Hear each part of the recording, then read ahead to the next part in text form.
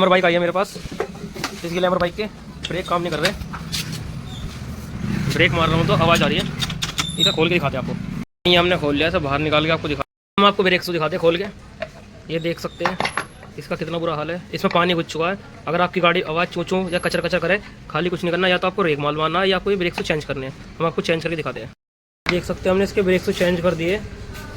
तो चेंज करने के बाद ध्यान रखना आपको इसमें रेक माल मारना अच्छी तरह, ये ऐसे बहुत अच्छी तरह क्लीन करना है। क्लीन करके फिटिंग करके आपको दिखाते हैं। ये देख सकते हैं कुछ भी आवाज़ नहीं आ रही, हमने पहिया फिट कर दिया है और ब्रेक भी हमारा बिल्कुल ओके है और कोई चों चों आवाज़ नहीं है। ये देख सकते हैं आप, नहीं रुक रहा है।